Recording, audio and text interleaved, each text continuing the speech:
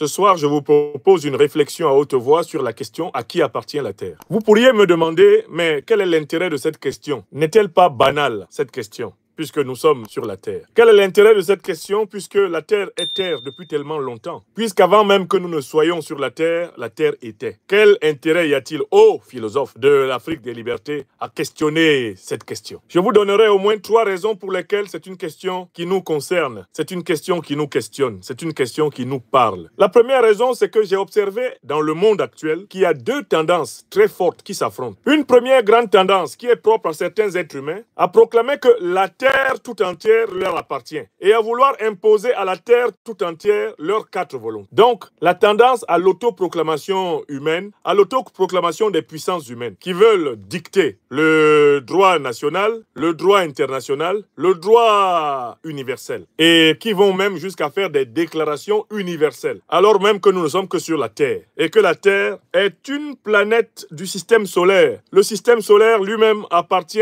à une galaxie qui s'appelle la Voie lactée. Et la Voie lactée se situe dans un univers lui-même qui est rempli de galaxies, avec des millions, voire des milliards de soleils, autour desquels tournent des millions, voire des milliards de planètes comme la Terre. Ça, c'est la première tendance observée. Un certain groupe d'êtres humains qui proclament que ce sont eux qui doivent faire la loi sur la Terre, que c'est leur point de vue qui doit s'imposer sur la Terre. Ce groupe d'êtres humains se regroupe globalement derrière ceux qui veulent mettre en place les règles de la mondialisation, qui veulent transformer pleinement la Terre en un monde soumis à leurs lois, soumis à leurs règles, soumis à leurs armées, à leurs bases militaires, soumis à leur monnaie. Un ensemble soumis à leurs valeurs sociétales, à leur conception de la famille, à leur conception du mariage, à leur conception du bien et du mal, du vrai et du faux, du beau et du laid, du juste et de l'injuste, du normal et de l'anormal. Bref, à leur conception de les mondialistes. Ça, c'est d'un côté. De l'autre côté, une autre tendance s'affirme actuellement sur la Terre. C'est celle du repli sur soi. Le repli sur la singularité de la personne, l'individualisme, le repli sur la particularité de la communauté, le communautarisme, le repli sur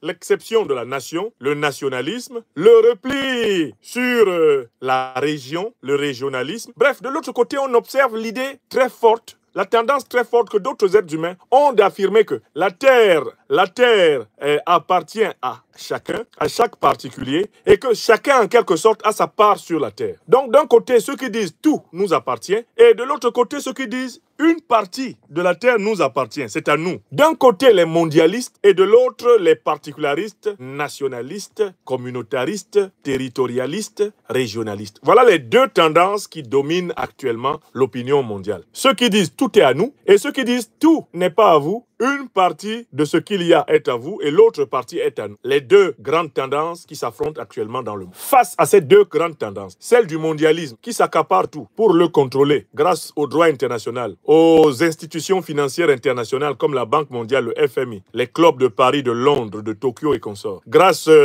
aux institutions judiciaires internationales fabriquées pour surveiller et punir les autres, jamais ses propres concitoyens. Alors, les mondialistes. Et de l'autre côté, ce qu'on peut appeler les particularistes, les singularistes, les nationalistes, les revendicateurs d'une identité locale. À qui faut-il donner raison? À qui appartient la Terre? Vous voyez donc que cette question que je soulève est une question hautement actuelle. C'est une question qui nous concerne. Et en tant qu'Africains, elle nous concerne d'autant plus que l'Afrique, qui est le continent le plus riche en matières premières, est confrontée depuis plusieurs siècles à la convoitise des ressortissants des autres continents. On doit donc clarifier la question de savoir si tout ce qui appartient sur la Terre appartient à tous les êtres humains à égalité, ou si tout ce qui existe sur la Terre appartient à certains êtres humains qui ont vocation à imposer leur volonté aux autres, ou si plutôt tout ce qui appartient sur la Terre n'appartient à personne en particulier, mais doit être partagé provisoirement d'une manière juste et équitable en fonction de critères qu'il faut déterminer. Voilà la question qui se pose. Parce qu'il y a de l'or en Afrique, du diamant, de l'uranium, du bauxite, du manganèse, du lithium, du potassium, parce qu'il y a du gaz, du pétrole en abondance en Afrique. L'Afrique appartient-elle à toute l'humanité? Toute l'humanité aurait-elle le droit de venir se servir en Afrique, puisque l'Afrique est dans le monde et que l'humanité est dans le monde? Autrement dit, les mondialistes ont-ils le droit d'agresser les peuples africains pour s'accaparer de leur terre, s'accaparer de leurs richesses, s'accaparer de leur système politique, s'accaparer de leur système juridique, s'accaparer de leurs systèmes moraux, sociétaux, s'accaparer de leur système spirituel. Oui, la question est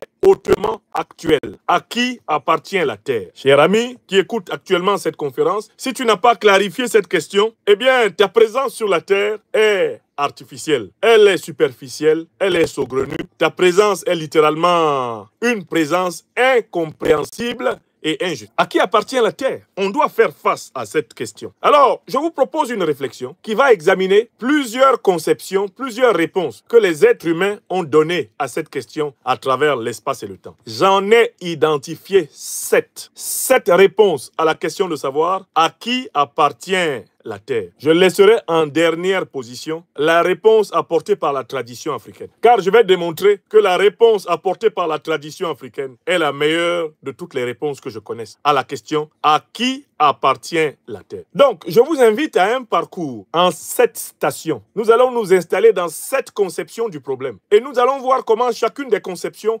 engendre un certain nombre de difficultés dans lesquelles nous sommes aujourd'hui. Et progressivement, nous allons comprendre, je pense, à la fin de cette conférence, pourquoi la conception africaine de l'appartenance de la terre l'emporte sur toutes les précédentes que nous aurons examinées. Alors, j'ai mis toutes ces choses-là dans l'ordre. Si vous regardez ma page Facebook, j'ai publié depuis presque 2 heures de temps une série de documents qui illustrent chacune des conceptions que je vais commenter en des termes assez simples pour que ce soit accessible à tous ceux parmi nous qui n'ont pas eu la chance ou l'opportunité de faire des études de niveau universitaire. Je vais m'efforcer de clarifier les choses sans trop simple. Alors, la première thèse que je vous invite à examiner,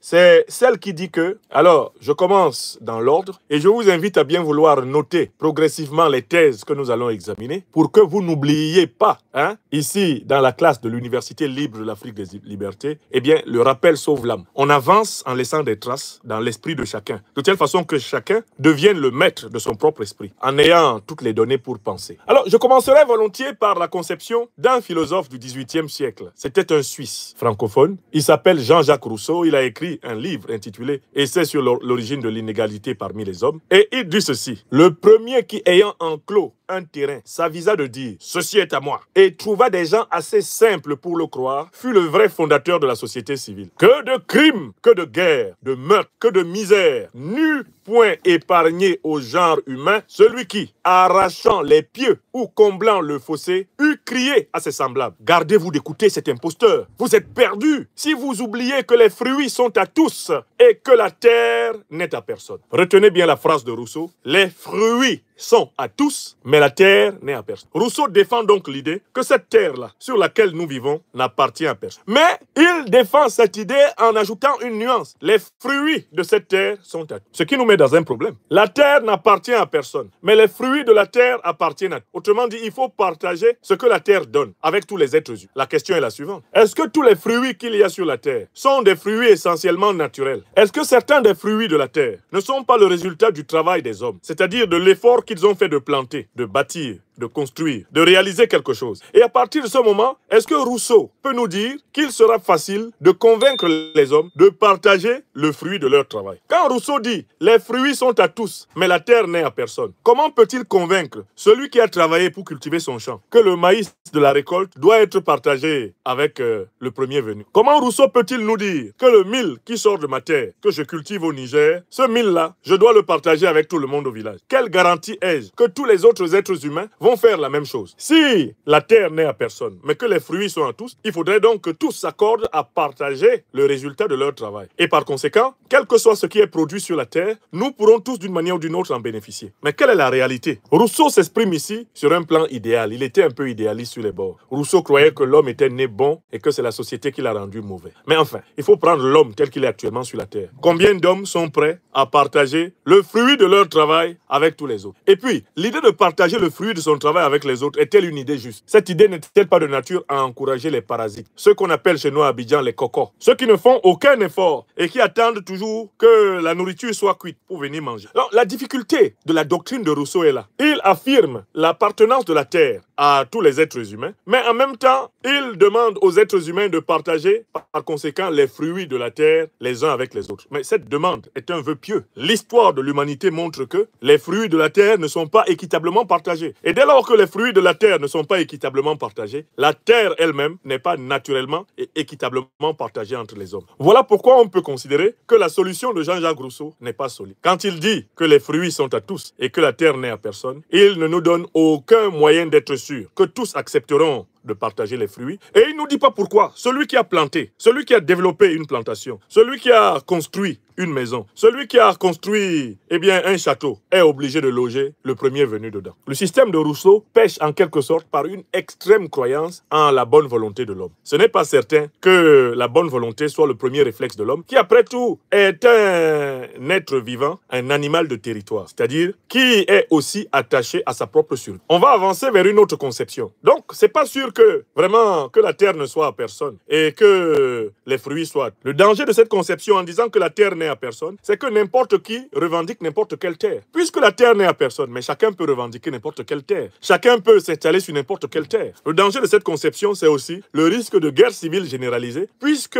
personne ne reconnaissant à personne la propriété de la terre, tous peuvent s'en mêler les pinceaux et les habitants de la terre pourraient à terme entrer dans une véritable confusion. Un conflit, de propriété venu de la conviction que personne n'est propriétaire. On passe à la deuxième conception examinée. Donc, vous notez la première conception. La terre n'appartient à personne, mais les fruits de la terre sont à tous. Conception contradictoire, susceptible de nous conduire à la guerre civile, au parasitisme et à l'exploitation de l'homme par l'homme. Je prends une deuxième conception. C'est une conception qui nous vient d'un Africain qui a vécu globalement au XXe siècle. C'est l'ancien président de Côte d'Ivoire, Félix Houphouët-Boigny. Félix Houphouët-Boigny a affirmé la terre selon laquelle la terre appartient à celui qui l'a mise en valeur. Je réfère ici à un travail qui a été abattu par un doctorant, un docteur de l'université en droit. Il s'appelle Och Akpa Bernard. Je crois que c'est un fils du pays. C'est un fils du pays à Djoukru. Ça, ce sont des noms à Djoukru. Och Akpa Bernard a écrit en 1971, en 1995, si je ne m'abuse, à la Sorbonne, une thèse intitulée « La terre appartient à celui qui la met en valeur, l'envers sociopolitique de la problématique foncière de l'État ivoirien ». Confronté au fait que les populations de Côte d'Ivoire sont amplement, en dehors des fameux Mona de la région de Kounaïri, originaires des migrations de la sous-région ouest africaine, de la sous-région d'Afrique centrale et même de la région nilotique, le président Houphouët-Boigny a voulu pacifier les conflits fonciers dans son pays à un moment donné en décrétant le principe selon lequel la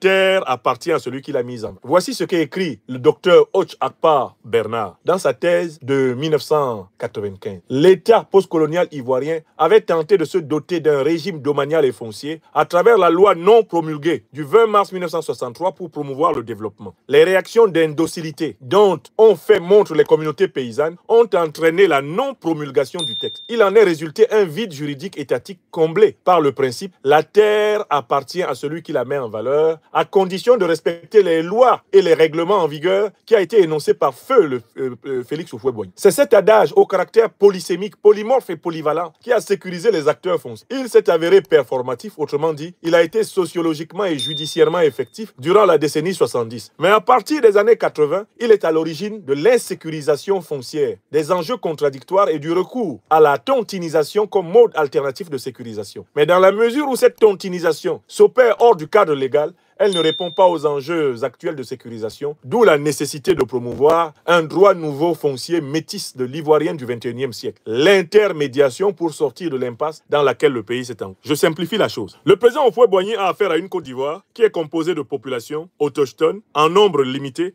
et de populations allochtones, c'est-à-dire venues des pays voisins, en nombre élevé. Et il a un problème, c'est qu'il veut développer la Côte d'Ivoire comme puissance agricole. Pour développer la Côte d'Ivoire comme puissance agricole, la main-d'œuvre indigène autochtone ne peut pas suffire. Il faut la main-d'œuvre venue du Burkina Faso, venue du Mali, de la Guinée, du Ghana, bref, de tous les pays voisins de la Côte d'Ivoire. Mais une telle main-d'œuvre s'accompagne du désir de s'installer, d'éduquer ses enfants, de bâtir des familles. Une telle main-d'œuvre, quand elle s'installe en Côte d'Ivoire, elle se marie aux populations ivoiriennes autochtones et des enfants métissés naissent rapidement, ce qui crée une population fortement mixée. Une population qui est un bouquet de métissage panafricain. Dans ces conditions, quelle est la règle? À qui appartient la terre? Si Félix Houphouët-Boigny dit que la terre appartient aux autochtones, les populations, allogènes, venues de la sous-région et qui mettent en valeur aux côtés des propriétaires de terres autochtones, la Côte d'Ivoire, pour en faire la première puissance cacaoyère, caféière, etc., ces populations vont s'estimer frustrées. Car elles vont estimer que, eh bien, la Côte d'Ivoire ne leur donne pas la garantie de pouvoir y bâtir leur famille et d'y faire vivre leur génération. Mais si le président Félix Houphouët-Boigny dit que la terre appartient à celui qui la met en valeur, il risque de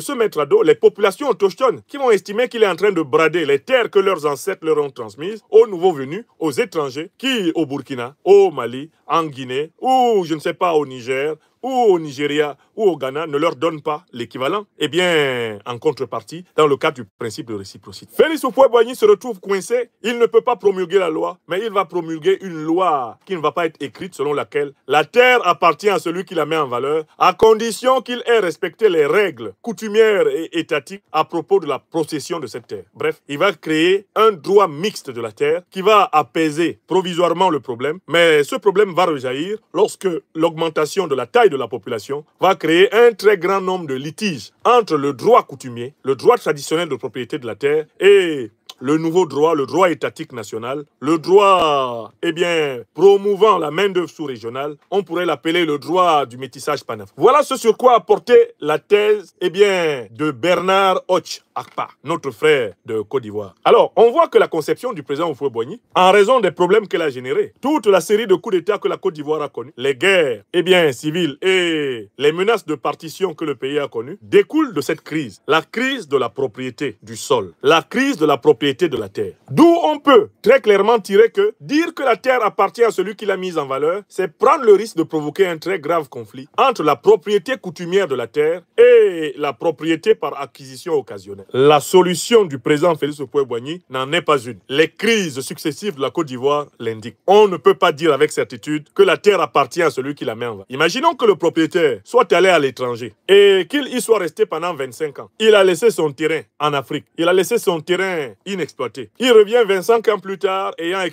économisé pratiquement, mettons, 20 millions. Il veut mettre sa terre en valeur et il trouve que quelqu'un d'autre a construit sur sa terre une plantation et un immeuble sans son autorisation, alors que cette terre lui a été transmise coutumièrement par son père. La norme énoncée par le président Félix Houphouët-Boigny ne peut pas résoudre le problème, puisque le propriétaire de la terre, ce n'est pas celui qui l'a mise en valeur. Comment on fait dans ces conditions? Il fallait incontestablement reconnaître qu'il ne suffit pas de dire que la terre appartient à celui qui l'a mise en valeur. Encore faudrait-il que cette mise en valeur ait été préalablement autorisée par le droit coutumier et le droit national. Mais quand Félix Houphouët-Boigny pense à cette solution, eh bien, on est dans un contexte où les problèmes se sont accumulés, les problèmes se sont enchevêtrés. Voilà comment cette deuxième conception ne nous convainc pas non plus. Il n'y a qu'à voir l'état dans lequel se trouve aujourd'hui la Côte d'Ivoire. Et c'est cette doctrine de la terre mise en valeur qu'Alassane Dramane Ouattara, le dictateur ivoirien, le satrape reptilien comme notre belle terre burkinabé pour troubler toute l'Afrique avant d'être bientôt dégagé. C'est la même conception de la terre mise en valeur que Ouattara utilise pour brader, s'accaparer des terres du foncier rural ivoirien et les partager avec ses amis des multinationales étrangères, au passage les redistribuer aux membres de son clan. Derrière la conception selon laquelle la terre appartient à celui qui la met en valeur, se cache en réalité une stratégie funeste d'expropriation qui est intolérable. Voyons la troisième conception. Voyons la troisième conception que nous avons repérée. Troisième conception. Alors là, je trouve un document d'une ONG qui s'appelle Rights and Resources. Cette ONG fait la remarque suivante dans un rapport qui a été récemment publié. À qui appartiennent les terres du monde? Se demande l'ONG Rights and Resources. Et elle répond, les peuples autochtones, les peuples afro-descendants et les communautés locales représentent jusqu'à 2,5 milliards d'habitants de la planète et détiennent et utilisent de manière coutumière au moins 50% de ces terres. Ça, ce sont les statistiques mondiales. Vous devez savoir que 50% des terres de cette planète, donc 50% des terres de cette planète appartiennent et sont utilisées par 2,5 milliards d'habitants qui sont des autochtones, des peuples afro-descendants et des communautés locales. Le rapport sur l'initiative des droits et ressources analyse les cadres juridiques de 73 pays couvrant 85% de la surface terrestre de la planète et constate qu'au moins 39 gouvernements nationaux ont augmenté la superficie des terres appartenant aux peuples autochtones, aux peuples afro-descendants et aux communautés locales entre 2015 et 2020. Ce qui s'est traduit par la reconnaissance juridique de plus de 100 millions d'hectares de terres communautaires. Les communautés ont réalisé ces progrès malgré la faible assistance du gouvernement ou des bailleurs, ce qui implique qu'un investissement plus important dans leurs droits pourrait rapidement faire progresser les objectifs mondiaux en matière de climat et de conservation. La mise en œuvre intégrale des lois existantes pourrait permettre d'accroître les terres détenues ou contrôlée par les communautés de 260 millions d'hectares supplémentaires dans le monde, soit une superficie 2 fois plus grande que celle du Pérou. Que dit ce rapport de l'ONG Rights and Resources? C'est que la tendance la plus prononcée dans le monde, c'est de reconnaître que la terre appartient à l'occupant le plus ancien. C'est la tendance la plus prononcée. C'est celle qui bénéficie de la plus large reconnaissance juridique. La terre appartient à l'occupant le plus ancien. Et donc, vous voyez que cette troisième théorie, la théorie de l'occupant le plus ancien, qui a l'avantage statistique et l'avantage de la pratique et de l'expérience, c'est une théorie qui remet en cause la théorie 1 de Jean-Jacques Rousseau, celui qui dit que la terre n'appartient à personne, mais que les fruits sont à tous. La théorie 2 de Félix Houphouët-Boigny, qui dit que la terre appartient à celui qui la met en valeur. Cette théorie est largement remise en cause par la pratique internationale qui veut que les premiers propriétaires terriens soient les sociétés, les groupes humains réputés s'être installés avant tous les autres sur cette terre. Et c'est la tendance dominante du droit international. Notez déjà cela. Maintenant, si on dit que la terre appartient aux populations autochtones, que la terre appartient aux populations, africaines, qui sont les premières populations du monde, que la terre appartient à ceux qui sont installés en premier dans un lieu, la grande question que cela pose est de savoir, sont-ce les hommes qui ont créé la terre? Les hommes sont-ils les inventeurs de la terre? La terre, certes, est modélée, certes, elle est transformée par les hommes. Et elle est transformée par les hommes, pour ainsi dire, depuis la nuit des temps. Depuis des millions d'années que l'homme habite cette planète, il la transforme. Et en cela, il se l'approprie. Mais la question qu'on peut poser à cette conception, quand on dit la terre appartient au peuple autochtone, la terre appartient au peuple, aux communautés locales, la terre appartient aux afro-descendants, la terre appartient aux plus anciens. La grande question est-ce que les plus anciens peuvent dire honnêtement que la terre est à eux? Réponse non. Quelle que soit l'ancienneté d'une population sur cette terre, il n'y a pas de population humaine qui ait créé la terre. L'astre planant dans le vide, dans lequel nous évoluons, est le résultat de deux hypothèses. L'hypothèse matérialiste et athée dit qu'il est le résultat des transformations des phénomènes de la nature. Donc des transformations des lois universelles. La Terre est une étoile relativement éteinte. Et nous vivons sur cette étoile, avec un corps qui est d'ailleurs amplement composé des mêmes matières que la Terre et que l'univers. Mais la deuxième hypothèse, et c'est la plus rationnelle, et la plus raisonnable, et la plus logique, c'est que la Terre est le fruit de l'intelligence de l'être absolu, que d'aucuns appellent Dieu, d'autres Allah, d'autres Hilolom, d'autres Batupe, d'autres Amora. C'est l'hypothèse la plus répandue sur la Terre. Et elle est même celle qui est la plus partagée par les philosophes. Contrairement à ce que vous croyez savoir, la plupart des philosophes, dans l'histoire de l'humanité, pas seulement occidentale, mais asiatique, mais africaine, mais américaine, s'accorde à dire que l'univers est le résultat de l'acte d'un être absolument intelligent que la religion appelle Dieu, qui peut s'appeler l'absolu, l'être des êtres, le tout-puissant, Allah, Elohim, appelez-le comme vous voulez, chacun dans sa langue. Eh bien, l'hypothèse la plus répandue parmi les philosophes de toutes les civilisations, c'est celle de la création intelligente et divine de la Terre. Par conséquent, la théorie qui nous dit que la Terre appartient aux plus anciens est également une théorie qui est... C'est une théorie qui est limitée par le fait qu'elle affirme un droit de l'homme qui n'est pas d'origine humaine. Elle affirme un droit de l'homme qu'aucun groupe humain ne peut justifier. Et il faut se méfier qu'une telle théorie aboutisse à engendrer et à encourager des nationalismes terriens exacerbés, le chauvinisme humain, la haine de l'étranger, la xénophobie. Voilà pourquoi, même à cette théorie, la troisième que nous évoquons, et qui dit que la Terre appartient aux plus anciens, nous autres, en tant que penseurs, en train de préparer le réveil de l'Afrique, l'éveil de l'Afrique, devons apporter une... Ce n'est pas non plus parce que tu es le plus ancien sur une terre que la terre t'appartient. Certes, l'usage d'une terre peut t'appartenir prioritairement parce que tu étais le plus ancien, oui. Mais ce n'est pas pour cela que la terre t'appartient. Il ne faut pas confondre la possession de l'usage et la possession de la chose. Car en fait, finalement, nous les êtres humains, que sommes-nous sur la terre? Nous sommes des passagers, nous sommes des voyageurs. Nous voyageons dans l'univers. L'âme dont nous sommes porteurs a été formée depuis très longtemps à partir de plusieurs éléments que l'intelligence absolue seule a agencé, et elle a émergé sous la forme humaine dans le corps de notre mère et de notre père. Cette âme-là a une histoire plus longue que la vie telle qu'elle est mesurée dans l'état civil. Donc il nous faut ici frapper de critique la théorie de la possession absolue de la terre par les hommes les plus anciens. Les hommes les plus anciens n'ont pas créé la terre. Eux aussi l'ont reçue. Eux aussi, les hommes les plus anciens ont été créés. Et ils ont été créés avec les matières qui composent la terre. J'ai pris plaisir ici à retrouver la composition chimique du corps humain. Parce que c'est important qu'on sache de quoi est composé notre corps. Parce que pendant qu'on se pose la question de savoir à qui appartient la terre, en fait, c'est important de savoir déjà de quoi est fait notre corps. Nous,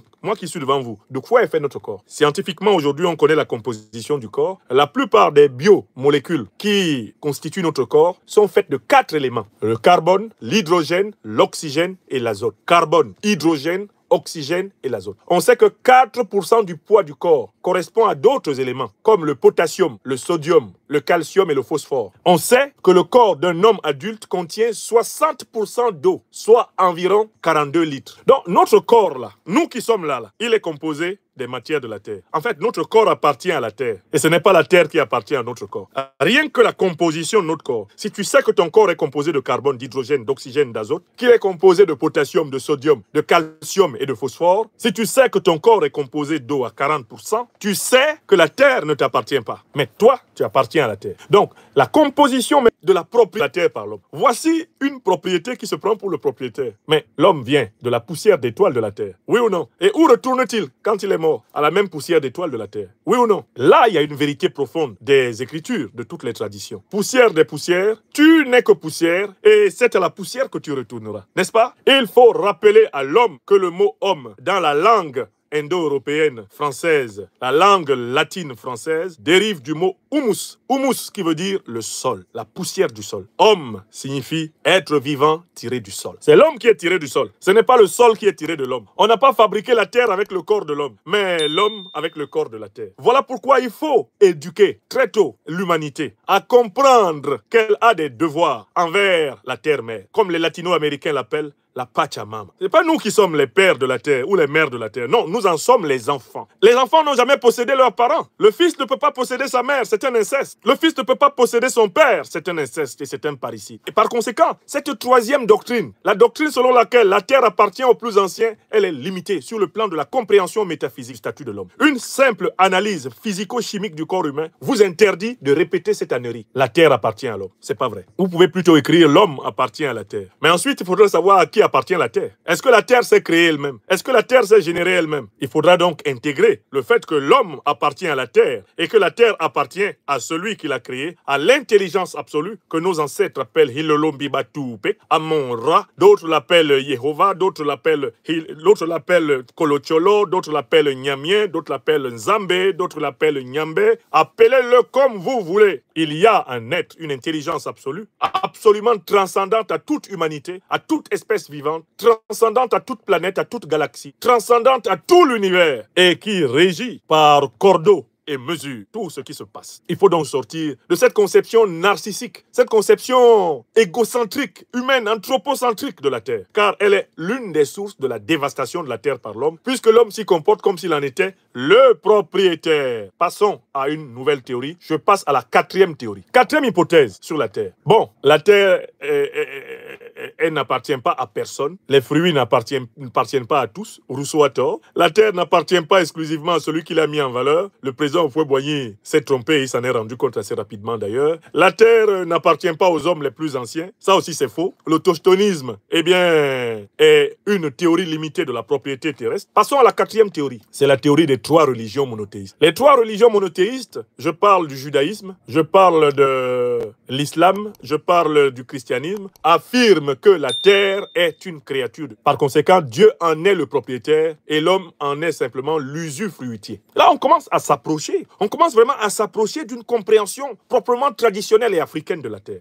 À partir de cette quatrième théorie, n'est-ce pas? Voici ce qui est écrit dans le livre de la Genèse, qui est accepté comme un livre véridique par les croyants des trois principales religions monothéistes, à savoir le judaïsme, le christianisme et l'islam. Il est écrit ceci dans le livre de la Genèse, au chapitre 1 et dans les versets 1 à 25. Au commencement, Dieu créa le ciel et la terre. Or, la terre était chaotique et vide. Les ténèbres couvraient l'abîme et l'Esprit de Dieu planait au-dessus des eaux. Et Dieu dit alors que la lumière soit et la lumière fut. Dieu vit que la lumière était bonne et il sépara la lumière des ténèbres. Il appelait la lumière jour et les ténèbres. Il y eut un soir et il y eut un matin. Ce fut le premier jour. Puis Dieu dit qu'il y ait une étendue entre les eaux pour les séparer. Dieu fit l'étendue. Il sépara les eaux qui étaient sous l'étendue des eaux qui étaient au-dessus. Et ce fut ainsi. Dieu appela cette étendue ciel. Il y eut un soir, il y eut un matin. Ce fut le deuxième jour. Puis Dieu dit que les eaux de dessous du ciel se rassemblent en un seul endroit pour que la terre ferme paraisse. Et ce fut ainsi. Dieu appela terre, la terre ferme, et mer, l'amas des eaux. Dieu vit que c'était bon. Dieu dit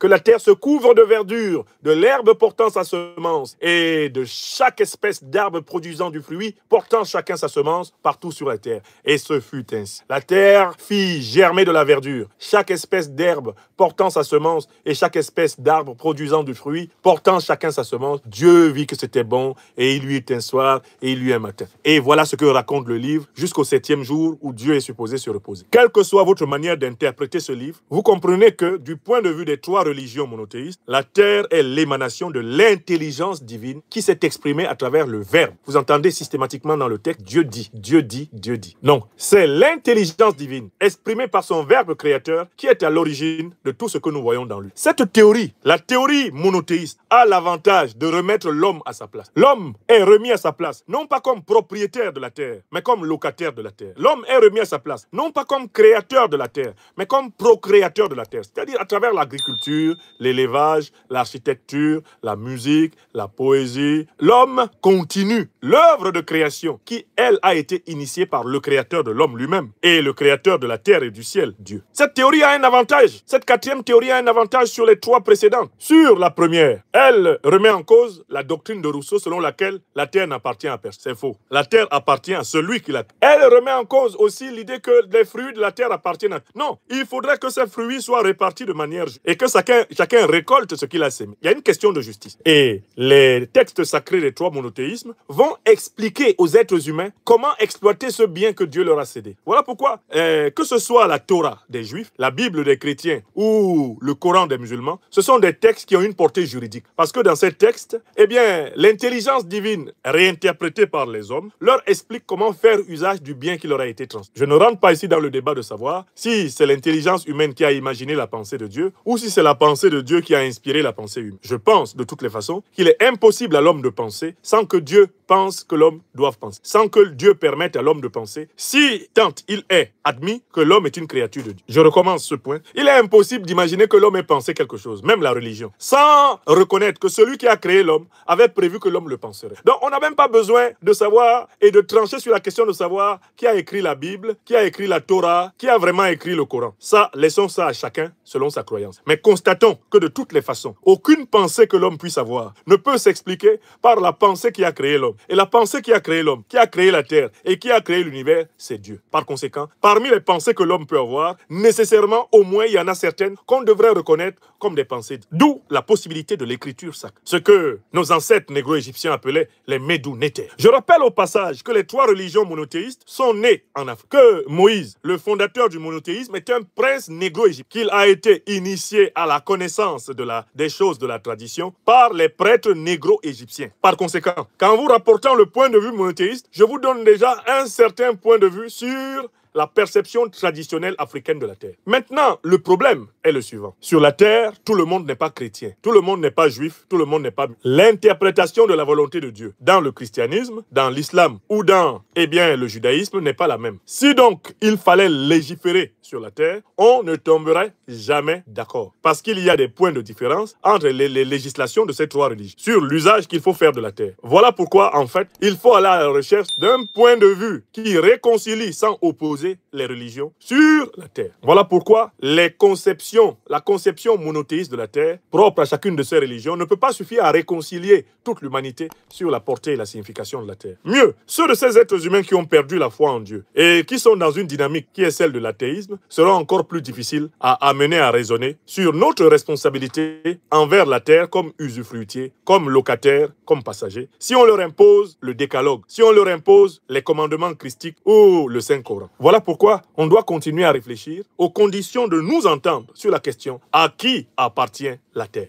Je passe donc à une 5e conception. Puisqu'il nous est donné de penser, pensons. Quand je regarde le droit occidental, et on sait que le droit occidental a influencé la plupart des systèmes juridiques qu'il y a sur la Terre, en raison des colonisations occidentales et de la domination impériale de l'Occident depuis plusieurs siècles. Selon le droit occidental, et là c'est la 5e théorie que j'évoque, la Terre appartient à celui qui est reconnu propriétaire par un État légal et légitime. En droit français, c'est l'État qui reconnaît ou non la propriété de la terre. Et dans le droit français, notamment dans le Code civil, le livre 2 évoque les biens et les différentes modifications de la propriété dans les articles qui vont du 515-14 jusqu'au 710-1.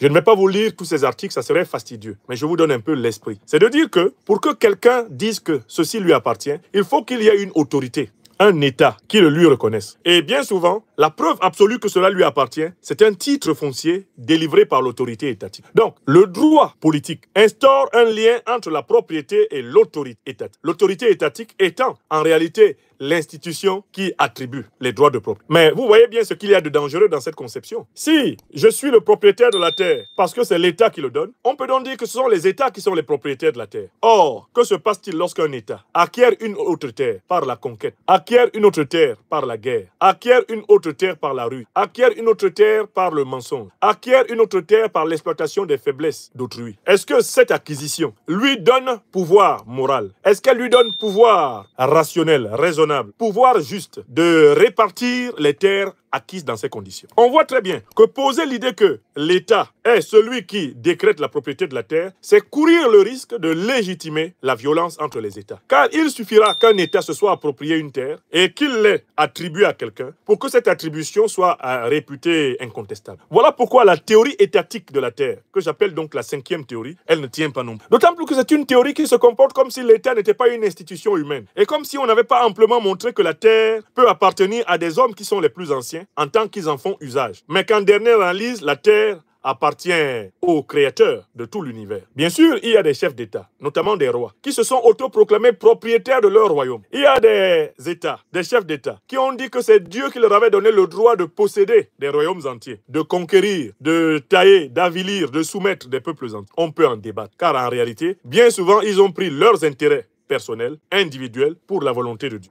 On ne peut donc pas valider, a priori, l'idée selon laquelle la terre appartiendrait systématiquement à celui que l'État reconnaît. Parce que l'État peut avoir tort. Parce que l'État peut être un État colonial, impérialiste, un État voleur. L'État peut être un État corrompu. L'État peut être une dictature, comme celle de Ouattara Draman, qui arrache les terres des pauvres pour les revendre aux riches de sa famille, pour les redonner à ses amis des multinationales étrangères. Il ne suffit pas qu'il y ait État, qu'il y ait un acte de l'État, même quand l'État serait un État légal et même relativement légitime, pour que, nécessairement, l'attribution de la terre le soit. Car de la légalité et de la légitimité de l'État, il ne s'ensuit pas que tous ces actes soient nécessairement légaux et légitimes. Un État légal, c'est-à-dire qui respecte les lois, un État légitime, c'est-à-dire qui exerce le pouvoir au nom du souverain, un tel État peut quand même se tromper. Et il arrive que les États perdent des procès fonciers dans les tribunaux parce que, croyant bien faire en appliquant le droit, ils l'ont malheureusement spolié et piétiné. Voilà pourquoi nous récusons aussi l'idée que la terre appartient à l'État. La terre n'appartient pas à l'État. La terre, comme l'espèce humaine, appartiennent à la nature, à l'univers, et la nature comme l'univers, par leur intelligence sublime, s'avère appartenir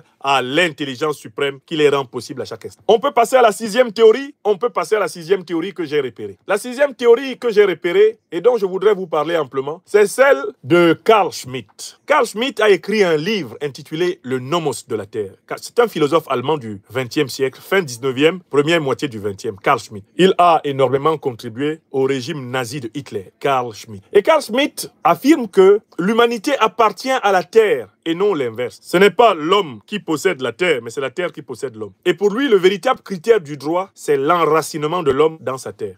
Un homme a des droits là où il a des racines, c'est-à-dire là où il a une histoire profonde d'amour avec l'élément naturel. C'est ce que Carl Schmitt appelle le nomos de la terre. Merci infiniment à toi, Chérif Diallo. Mais cette notion de Carl Schmitt, le nomos de la terre, par laquelle il affirme que l'homme appartient à la terre et non l'inverse, mais elle nous amène à une impasse. C'est que Carl Schmitt ne nous dit pas à qui la terre elle-même appartient. Il refuse de se poser la question de l'appartenance de la terre en considérant la terre comme un référentiel absolu. Quelque part, Carl Schmitt dit qu'une créature, l'homme, appartient à une créature, la terre. Et il n'y a pas le moment où il assume le fait que l'homme, comme la terre étant des créatures, il faut supposer un être transcendant à l'homme et à la terre et qu'on appelle Dieu. On comprend pourquoi Carl Schmitt va adhérer au parti nazi. Car le nazisme, en réalité, derrière son patriotisme et derrière son amour excessif de la terre allemande, die Heimat, la patrie, le nazisme, en réalité, était accompagné d'un culte des forces obscures, des forces ténébreuses de la terre. Un culte de la terre comme étant un dieu matériel. Voilà le danger fondamental du nazisme, la déification de la terre, l'absolutisation de la terre et, pour ainsi dire, donc, le renforcement du culte des profondeurs infernales de la terre. Le culte, pour ainsi dire, le culte des entrailles obscures, le culte des grottes. Les nazis avaient une très grande fascination pour tout ce qui était obscur, pour tout ce qui était profond, au sens de la profondeur de la nuit de la terre. terre, pour tout ce qui était matériel. Ils étaient fascinés par la matière inerte. Ils étaient fascinés par les forces brutes des volcans, les forces brutes de l'eau. Ils étaient fascinés par tout ce qui dans la terre connotait l'énergie sous sa forme la plus aveugle. Et Carl Schmitt, derrière la notion de nomos de la terre, célèbre exactement la même chose que Hitler et que Heidegger. L'être illimité, l'être insondable, l'être incommensurable, mais en même temps un être terrible, un être sans normes, un être sans visage, un être sans idéal, un être sans transcendance. Vraiment, il s'agissait de la célébration de la puissance des ténèbres. Cette terre qui est présentée comme un nomos, c'est la puissance des ténèbres. C'est la matière muette, c'est la matière sombre, c'est la matière, ayant oublié son origine dans l'esprit. C'est celle-là qui est célébrée par Carl. Si on entre dans un tel rapport à la terre, considéré littéralement comme une divinité absolue, on va s'enfermer dans le nationalisme, le territorialisme, on va s'enfermer dans le régionalisme, on va s'enfermer dans l'idolâtrie et on va devenir extrêmement dangereux pour tout homme qui n'a pas les mêmes soi-disant racines que nous-mêmes. Nous devons nous méfier de la théorie de l'enracinement, de la théorie du nomos de la terre de Carl, la 6e théorie de cette conférence. Nous la récusons également comme étant un culte des dieux du sol, un culte des dieux des ténèbres, un culte de la nuit et obscur, un culte de l'innommable, un culte en réalité de l'impondérable et finalement un culte de la pulsion, de tout ce qu'il y a de brut et de non travaillé, de non transformé en l'homme. Alors, j'en viens à la 7e théorie. C'est la théorie que très peu d'hommes ont le courage d'avouer. Pourtant, c'est la théorie la plus pratiquée dans l'histoire de l'humanité. C'est celle selon laquelle la terre appartient au plus fort. La 7e théorie que je vais avancer, c'est la théorie selon laquelle la terre appartient au plus fort. Donc, c'est la théorie de la conquête, la théorie coloniale. C'est la théorie de la brutalité. C'est cette théorie qui est matérialisée dans une fable célèbre de Jean La Fontaine, que vous connaissez peut-être, la fable du loup et de l'agneau. Vous connaissez la fable? Elle commence par le constat que fait Jean La Fontaine que la raison du plus fort est toujours la meilleure. Je m'en vais vous le montrer tout à l'heure. Il y a un petit agneau qui a soif et qui se désaltère dans un cours d'eau tout en bas. Il y a un loup qui vient passer par là et lui dit « Tu as troublé mon breuvage ». L'agneau lui dit « Mais chef, c'est pas possible que j'ai troublé ton breuvage. Toi, tu bois en haut là-bas, en amont, alors que moi, je bois en bas là-bas, en aval. Donc, à la limite, c'est moi qui bois ta salive. Je n'ai pas troublé ton breuvage, chef. » Et le loup lui dit « Non, non, non, toi, ce petit agneau-là, tu as médit de moi l'an passé. » L'agneau lui dit « Ça tombe mal. Hein. Moi, je suis né en 2024. Je suis pas né en 2023. Je ne suis pas né l'année passée. Je suis né cette année, donc c'est pas moi. » Le loup lui dit « Non, non, non, tu as médit de moi. » En fait, le loup avait faim. Il cherchait un alibi pour bouffer l'agneau. Il dit « Non, non, non, si c'est pas toi, c'est un de tes frères. » Ah, l'agneau lui dit « Monsieur le loup, excusez-moi, hein, je suis le seul enfant de ma mère. Wallahi billahi talay. Ma maman n'a mis au monde qu'un seul enfant. Moi, le petit agneau qui est devant vous. Donc, je n'ai pas de frère. » Le loup en a marre et il finit par dire « De toutes les façons, vous les agneaux là, vous ne m'aimez point. Vous, vos chiens et vos bergers. » Et avant même que le petit agneau ait eu le temps de lui dire « Mais moi, je ne suis pas mon berger, je ne suis pas un chien, je suis juste un agneau. » Sur ces entrefaites, le loup emporte l'agneau dans un taillis et le dévore sans autre forme de procès. Voilà ce que raconte La Fontaine. Mais quelle est la morale de la fable? C'est de nous dire que la terre est le territoire de la loi du plus fort. Que celui qui peut te casser la gueule possède ton téléphone, il possède ta voiture, il possède ta moto. Un peu comme les terroristes implantés par les impérialistes en Afrique agissent à travers tout le continent. Ils arrachent les troupeaux des gens, les femmes des gens, les enfants des gens, les champs des gens, les récoltes des gens. Ils arrachent parce qu'ils sont momentanément les plus forts. Mais ce droit du plus fort, c'est le fondement du colonialisme, c'est le fondement de l'impérialisme. Mais comment peut-on expliquer les guerres illégales de l'OTAN si ce n'est par le principe du droit du plus fort? Alors, La Fontaine essaie de montrer que c'est un droit. Mais il y a un auteur qui a justement montré que ça ne peut pas être un droit, ça. Parce qu'il y a une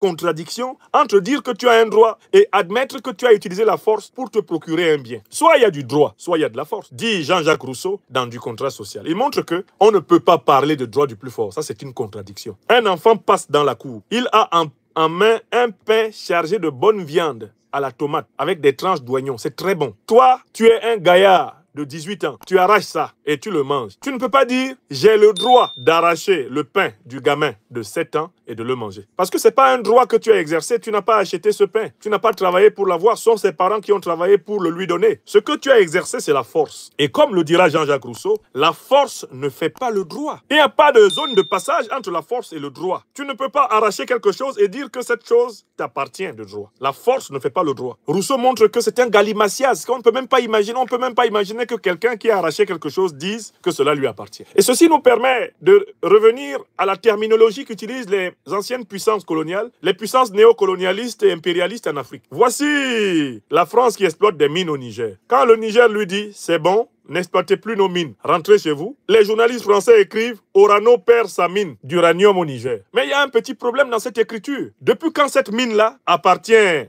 à la France? C'est une mine nigérienne qui avait été prêtée provisoirement à Orano par le souverain, l'État du Niger représentant le peuple nigérien. Bon, l'État du Niger dit « redonnez-nous notre chose, on vous l'avait prêtée. D'ailleurs, la preuve, elle est sur notre sol et c'est nous les patrons. » Et puis vous écrivez que vous avez perdu votre mine au Niger. C'était votre mine? J'ai lu il y a quelque temps dans les journaux britanniques que des sociétés britanniques ont perdu leur mine en Afrique. Je me suis posé la question de savoir, mais depuis quand les Britanniques possèdent des mines en Afrique? Est-ce que le territoire africain appartient à la Grande-Bretagne? Et puis, je me suis retourné pour regarder l'Europe. Mais trouvez-moi un coin d'Europe où des Africains possèdent une mine. Une mine qu'on puisse dire, ça c'est une mine africaine. Montrez-moi ça, c'est où? Il n'y en a pas. Bon, les Africains récupèrent les bases militaires qui ont été construites sur leur sol et qu'ils avaient prêtées provisoirement aux puissances étrangères. J'entends des gens qui disent qu'on a fermé leur base. Mais depuis quand c'était leur base, puisque ce n'est pas leur pays? Si c'est ça, montrez-moi alors en Europe, en Amérique, où se trouvent les bases africaines? Puisque l'Afrique peut posséder des bases chez vous, puisque vous prétendez pouvoir posséder des bases en Afrique. Donc il y a un principe de réciprocité que je voudrais faire comprendre à tout le monde. On ne peut pas parler en termes de propriété du bien d'autrui sans être dans le vol, sans être dans l'extorsion,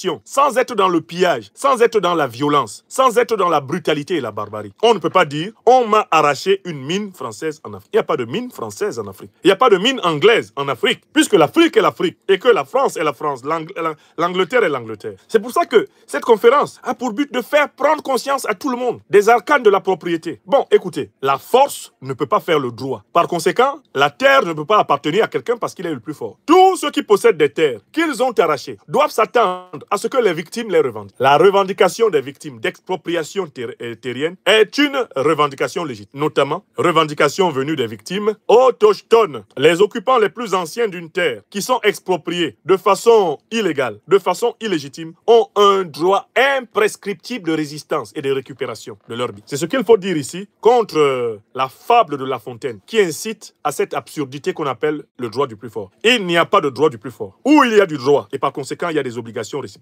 où il y a de la force et ce n'est qu'une voie de fait. Pour que la force, soit juridique, il faut qu'elle soit au service du droit. Que ce soit une force utilisée pour faire respecter le droit. Comme le disait Pascal, ne pouvant justifier la force, il faut fortifier la justice. Ne pouvant justifier la force, il faut fortifier la justice. Voilà, mes chers amis, une septième théorie que j'ai vue. Et j'ajouterai au passage qu'il y a la théorie de Karl Marx, mais qui est assez proche de toutes les autres, selon laquelle la Terre appartient collectivement à toute l'humanité, mais qu'il faudrait que l'humanité s'entende pour se répartir équitablement les fruits du travail, les fruits de la terre. Là encore, la théorie de Marx s'expose au fait que les critères de cette répartition sont loin de réconcilier les hommes, n'est-ce pas? Voilà. Je pense globalement que nous avons parcouru cette grande théorie de l'appartenance de la terre. Mais je pense que la tradition africaine est la compréhension la plus profonde dans la tradition africaine. Et c'est vrai en Afrique de l'Ouest, en Afrique centrale, en Afrique de l'Est et en Afrique australe. La terre n'appartient jamais à un individu. La terre n'appartient jamais, même à la collectivité. La collectivité est chargée de gérer la terre en étant reconnaissante envers la terre, envers l'univers et envers Dieu qui l'a créé. La propriété de la terre n'est pas individuelle. Et même quand on dit qu'elle est collective, c'est un abus d'écriture. La collectivité a pour rôle d'assurer la transmission de la terre pour permettre la vie harmonieuse des êtres humains. Dans la tradition africaine, il n'y a pas de notion de la propriété individuelle de la terre. Il n'y a même pas de notion de propriété particulière. Les familles et les communautés gèrent la terre pour la transmettre harmonieusement aux générations suivantes. L'humanité tout entière, dans la tradition africaine, est une espèce de locataire, comme les autres espèces vivantes, locataire de la terre. Elle a vocation à l'utiliser de la manière la plus parcimonieuse, dans le respect des équilibres naturels, à la transmettre aux nouvelles générations, par famille, par lignage, par clan, par communauté, par ethnie, par nation, de telle façon que toutes les générations puissent traverser l'existence humaine en harmonie. L'Afrique est le continent, sans doute avec l'Amérique latine ancienne, et même l'Amérique du Nord ancienne, et même l'Inde ancienne. Toutes les grandes civilisations anciennes, connectées à la grande civilisation ancienne africaine, conçoivent l'humanité comme une usufruitière, une locataire, une prestataire passagère de la Terre. La Terre est un lieu où des âmes qui ont transmigré depuis la nuit, des formes les plus archaïques de la création jusqu'à la forme humaine, se préparent à passer dans le monde ancestral par ce processus que l'on appelle la mort. L'homme et la femme africains ont vocation à vivre au mieux sur la Terre en se préparant à la future naissance à laquelle la vie infinie les appelle et qui s'appelle la mort. La Terre doit être organisée de telle façon que la traversée de la naissance à la mort se déroule de manière harmonieuse et que l'homme, en traversant la forme humaine, respecte autant que possible les valeurs de vérité, de justice et de solidarité. C'est la grande tradition de la Maat que je vous résume. Cette conception traditionnelle africaine de la Terre, que je vous résume, et qui a été étudiée par de nombreux anthropologues, il serait long ici et fastidieux de les citer les uns après les autres, cette conception a un avantage. Premier avantage, l'avantage écologique. Elle enseigne très tôt aux êtres humains qu'ils doivent à la Terre de la soigner. Parce qu'elle est la condition de leur vie et non pas eux les conditions de la vie de la Terre. Que dans la hiérarchie, pour ainsi dire, des divinités, dans la hiérarchie des valeurs, la Terre qui leur permet de vivre est sacrée. Et eux, ils ne sont sacrés qu'en reconnaissant ce sacré qui les précède. Si la Terre est traitée dans toutes les traditions africaines quasiment comme une divinité, c'est parce qu'elle est reconnue comme l'émanation bienveillante de l'intelligence créatrice pour offrir à l'homme un berceau dans lequel il se prépare à sa naissance angélique. La sacralité de la Terre chez les Africains n'est pas une idolâtrie de la Terre. Ce n'est pas une absolutisation de la Terre. C'est la reconnaissance de la Terre comme œuvre du Créateur offerte à l'homme pour que l'homme s'y prépare à l'autre œuvre, celle du passage dans le monde après sa mort. Donc, en fait, la relation à la Terre est profondément écologique, mais c'est une relation de communion non aveugle, de communion lucide, de communion laborieuse, mais c'est une relation de reconnaissance. L'Africain de tradition a un rapport de reconnaissance à la terre, à la nature qui l'entoure. Et ce n'est pas une reconnaissance irrationnelle, c'est une reconnaissance sage, lucide. Parce que nous savons que l'humanité a besoin de tous les autres êtres vivants pour vivre et que tous les autres êtres vivants n'ont pas besoin de l'humanité. L'humanité est à la fois l'espèce la plus intelligente de la planète, mais en même temps l'espèce la plus dépendante des autres formes de vie. D'où la reconnaissance. Dimension fondamentale de l'écologie traditionnelle africaine. Deuxième élément fondamental, un juste partage de la terre est la condition de l'harmonie dans la famille, de l'harmonie dans le clan, dans la tribu, dans l'ethnie, dans la communauté et la nation. Aucune nation africaine ne doit laisser ses citoyens sans terre. Aucune nation africaine, selon la tradition, ne doit abandonner des hommes et des femmes sans maison sur la terre d'Afrique. Des hommes et des femmes en capacité de cultiver, de transformer la terre utilement pour leur autosuffisance ne doivent pas manquer de terre. Cela fait partie des devoirs de la famille, des devoirs du clan, des devoirs de l'ethnie, de la tribu, de la nation, aujourd'hui des devoirs transcendantaux de l'État africain. Accorder des terres qui permettent aux gens de vivre dignes. Donc, le principe de la justice économique, la justice sociale et bien sûr le principe de solidarité. Troisième niveau, il s'ensuit que le rapport de l'Africain à la terre n'est pas tout à fait un rapport d'accumulation. Réussir sa vie sur la terre ne se mesure pas au nombre de propriétés qu'on y possède. Parce que, en effet, la terre n'est pas notre propriété. Dans la tradition africaine, nous devons posséder juste assez pour vivre dignement et faire vivre dignement les biens. Nous ne devons pas céder à la passion de l'accumulation irrationnelle des biens. Parce que l'accumulation irrationnelle des biens est comme la volonté de s'affirmer propriétaire de ce dont nous savons très bien que nous ne sommes pas propriétaires. Les richesses que nous accumulons doivent nous permettre d'améliorer la vie de notre collectivité humaine. En Afrique, on s'enrichit pour rendre les siens heureux, non pas pour accumuler des biens et s'en vendre. L'État africain génère des richesses pour rendre ses populations prospères, dignes, leur accorder la santé, le bien-être, une bonne éducation, leur accorder la sécurité, la paix. Voilà la finalité de l'État. L'État n'est pas une machine à accumuler irrationnellement des risques. On a étudié les principes de l'économie négro-égyptienne antique, où l'État pratiquait le principe de la décroissance. C'est-à-dire que l'État acceptait de se dépouiller de ses réserves pour éviter de laisser quelque partie de la société que ce soit laissée pour compte. Je continue à vous parler du rapport traditionnel de l'Afrique à la terre. Il s'ensuit que l'hospitalité africaine a souvent été mal comprise. Pourquoi les peuples africains sont-ils les plus hospitaliers au monde? On a pensé que les Africains étaient les plus hospitaliers au monde parce que c'était des naïfs qui ne savent pas que l'étranger peut être méchant. On a pensé que les Africains étaient les peuples les plus hospitaliers au monde parce qu'ils n'avaient pas compris la dureté et la méchanceté du monde. C'est pas tout à fait vrai. C'est parce que les Africains ont été fidèles presque jusqu'au suicide à la métaphysique africaine de la terre. Les Africains sont accueillants, non pas simplement parce qu'ils sont gentils, mais parce qu'ils sont convaincus qu'ils ne sont pas les propriétaires de la terre. Ils ne sont pas les propriétaires de la terre. L'hospitalité africaine vient de cette conviction métaphysique. Tout être humain, tout être vivant sur la terre est de passage. Et si l'Africain accueille aisément l'étranger, c'est parce qu'il se reconnaît frère de l'étranger. c'est-à-dire passagers de la terre. En tant que nous avons vocation à voyager par la mort dans le monde ancestral, nous sommes aussi tous des étrangers sur la terre, car nous sommes de futurs ancêtres de passage, si tout se passe bien. Donc, l'accueil de l'étranger, c'est la reconnaissance d'un compagnon de voyage dans la grande histoire de l'Afrique. L'hospitalité africaine n'est pas une naïveté, c'est une profondeur d'âme. Si dans une famille africaine où vous vous arrêtez, on accepte de partager le plus maigre des repas avec vous, c'est parce qu'on craint Dieu et qu'on se souvient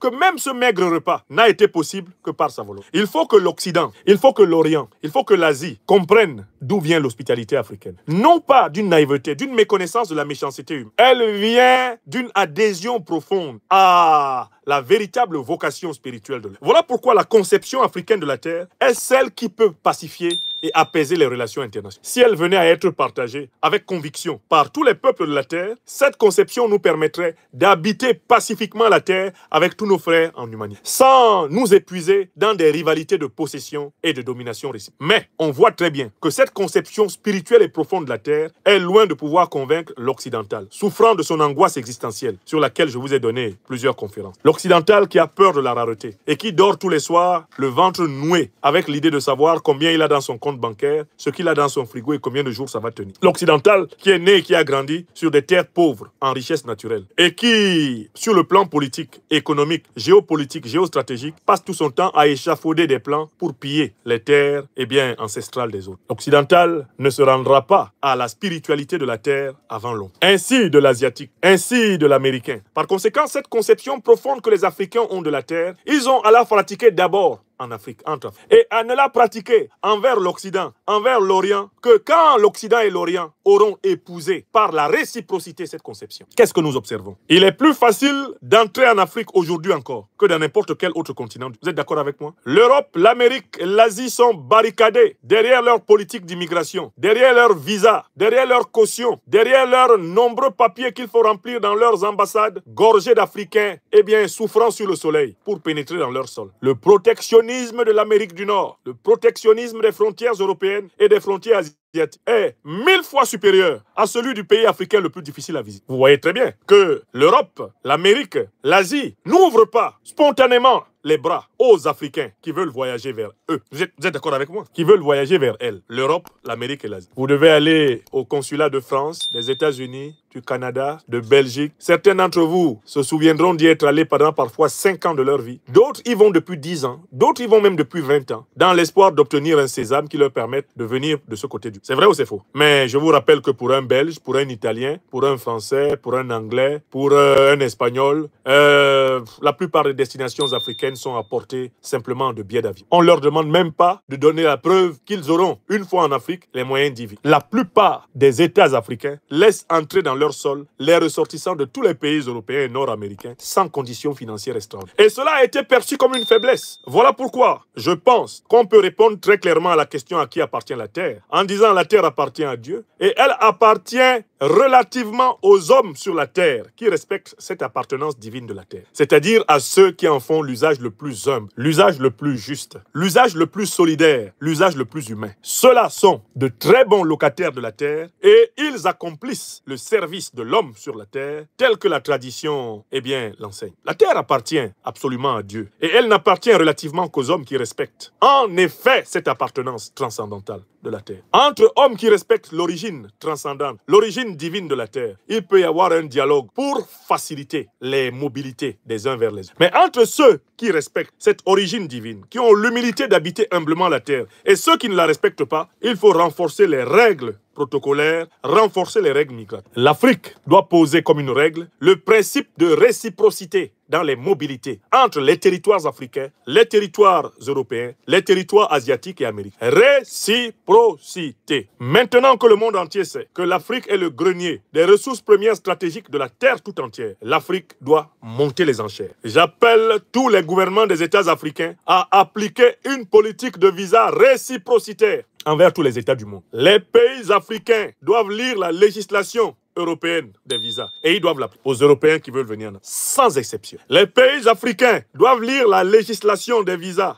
en Asie, Moyen-Orient, et l'appliquer en Asie au Moyen-Orient, aux Asiatiques ou Moyen-Orientaux qui veulent venir en Afrique, sans exception. Les pays africains doivent lire méthodiquement la législation nord-américaine, la législation latino-américaine, et appliquer réciproquement dans le droit africain les mêmes mesures. Seuls les pays, les États ouverts à la compréhension spirituelle de l'appartenance à la terre peuvent bénéficier d'une fluidité, de mobilité de territoire avec la... Écrivez ça, Tilana Yomi. La terre n'appartient qu'à Dieu. Mais ici sur la terre, nous sommes prêts à partager la location de la terre avec ceux qui sont prêts à partager la location de la terre avec. Si pour venir chez toi, je dois donner 3 millions, 4 millions de francs CFA pour faire un mois, quand tu viendras chez moi, tu vas donner 3, 4 millions, eh bien de ma monnaie, en tout cas l'équivalent de ta monnaie là, tu vas donner ça chez moi pour faire un mois. Alors, pour le moment, vous pourriez me dire c'est irréaliste parce qu'il y a davantage d'Africains qui veulent aller vers l'Europe que d'Européens qui veulent aller vers l'Afrique. Mais je vous ai prévenu, les révolutions souverainistes africaines vont inverser la tendance. Je recommande. On entre dans une phase où vous allez voir, il y aura davantage d'Européens, d'Américains, d'Asiatiques qui veulent venir en Afrique que d'Africains qui veulent venir en Europe, en Asie et en Amérique. Écrivez ça. À partir de là, la pression migratoire sera sur nous en Afrique. Et c'est à cela qu'il faut se préparer en rehaussant les législations des migrations, en appliquant le principe de réciprocité au minimum à tous les pays qui rendent la vie impossible aux migrants africains. Les pays qui détiennent des Africains dans des maisons de rétention, comme en France, en Allemagne, en Grande-Bretagne. Il faut déjà construire les maisons de rétention de leurs sans-papiers. Parce que, contrairement à ce que vous pensez, ce n'est pas seulement dans le cinéma que c'est arrivé. Ça va arriver dans la réalité. La pression migratoire occidentale vers l'Afrique, la pression migratoire asiatique vers l'Afrique, la pression migratoire nord-américaine vers l'Afrique, elle arrive. Je vous préviens, ne dormez pas au premier banc. Il faut par conséquent, renforcer les législations selon le principe de légalité. Et c'est ce principe qui a commencé à s'appliquer en matière militaire. Même le président, hyper modéré, que dis-je, hyper conciliant, Bassirou Diomaye Faye, du Sénégal, a dit que de la même façon que l'Europe n'accepterait pas que l'armée sénégalaise, avec ses uniformes et ses chars, vienne parader dans l'un de ces pays, de la même façon, il est hors de question que des parades de militaires européens se poursuivent dans les territoires africains. Mais c'est pareil. De la même façon que vous mettez aux Africains des conditions de visa incroyables pour entrer chez vous, de la même façon, les Africains vont vous mettre des conditions incroyables pour venir. Et on verra où est-ce que vous allez trouver l'uranium, où est-ce que vous allez trouver du gaz, du pétrole, de l'or, du lithium, du manganèse, du cobalt pour faire fonctionner vos industries, dès lors qu'il ne vous sera plus facile d'entrer. On va voir. Donc, je conclus cette conférence en disant très bien que la terre n'appartient qu'à Dieu, à l'être créateur, mais que ici sur la terre, nous qui sommes les locataires de la terre, avons à appliquer des règles réciproques. Ceux qui reconnaissent la morale, la tradition, et bien spirituelle de l'usufruit de la location humble de la terre, nous leur appliquerons volontiers des normes réciproques. Et je voudrais saluer ici les efforts qui sont faits par un certain nombre de pays du monde multipolaire, comme la Fédération de Russie, qui sont en train de faciliter énormément les mobilités, notamment de nos étudiants africains, de nos chercheurs, vers leur territoire. Tous les pays qui vont donner des facilités de mobilité aux Africains auront l'équivalent. Ceux qui vont continuer à nous pourrir la vie en Afrique, en donnant l'impression que mettre les pieds dans leur territoire, c'est littéralement leur voler de l'or, les Africains vont poser la barre très haut. À celui qui n'a pas compris la vocation traditionnelle de la terre, eh bien, il faut opposer des normes réciproques, des restrictions réciproques. Un protectionnisme, eh bien, mimétique. Ils sont protectionnistes, on est protectionnistes. Ils sont difficiles à faire entrer nos marchandises chez eux avec de bons taux de douane. On est difficile à faire entrer leurs marchandises chez nous avec des bons taux de douane. Plus l'industrialisation africaine avance, plus la sécurité et la défense africaine se renforcent, plus l'Afrique transforme sur place ses matières premières et plus les frontières africaines seront sous pression migratoire. C'est à ce moment-là que le monde sera, eh bien, sommé de choisir entre la compréhension de la vocation spirituelle de la terre, c'est-à-dire la location humble de la terre par l'homme, sous l'inspiration eh bien, de l'esprit du propriétaire même de cette terre qui souffle partout, l'esprit divin. Soit alors, on reste dans les politiques protectionnistes, eh bien, les politiques racistes, néocolonialistes et impérialistes, et l'Afrique, elle aussi, les appliquera par réciprocité, ces politiques restrictives, limitationnistes, protectionnistes, ces politiques nationalistes. Car maintenant, plus personne n'est supposé être un canard sauvage sur cette terre. Les Africains ne sont pas venus accompagner quelqu'un. Ceux qui nous respectent seront respectés. Ceux qui nous accueillent seront accueillis. Ceux qui nous rejettent seront rejetés. Ceux qui nous honorent de leur amitié, de leur solidarité, de leur humanité, recevront au centuple de nous le même hommage. Mais il est hors de question que les Africains continuent à pratiquer le principe d'hospitalité, la tradition spirituelle de l'hospitalité à leurs risques et périls. Car maintenant est menacée l'existence même de l'Africain comme Africain sur la terre. N'est-ce pas qu'il l'a dit, Forster, le grand raciste sud-africain, que l'Afrique serait un paradis lorsqu'elle serait débarrassée des Africains? Eh bien, nous allons empêcher cela en nous assurant que l'Afrique soit aux Africains et que les Européens, les Asiatiques, les Américains qui vivent en Afrique viennent dans le cadre de relations réciproques et bénéficient des faveurs qui sont accordées aux Africains dans leur pays réciproque. Ainsi soit-il, ainsi soit-il, ainsi soit-il. Mes chers amis, tel était l'objectif de cette conférence. À travers cette conférence, j'ai voulu répondre à une espèce d'objection qui court la rue, selon laquelle, eh bien, les richesses du monde appartiendraient aux plus forts, les richesses du monde appartiendraient aux plus anciens, les richesses du monde appartiendraient au plus à celui qui impose son droit, ses normes juridiques, les richesses du monde appartiendraient à tel ou tel individu. Ce n'est pas vrai. Nous tous, nous allons aller à l'école de l'humilité traditionnelle, de l'humilité métaphysique, de l'humilité divine. Ceux qui ne veulent pas, on leur appliquera les rigueurs spéculaires de leur propre droit. Il leur sera fait comme ils font aux autres. Et ainsi, personne ne sera la victime permanente de l'histoire. Eh bien, chacun devra assumer sa responsabilité. Merci infiniment. Merci à toutes et à tous.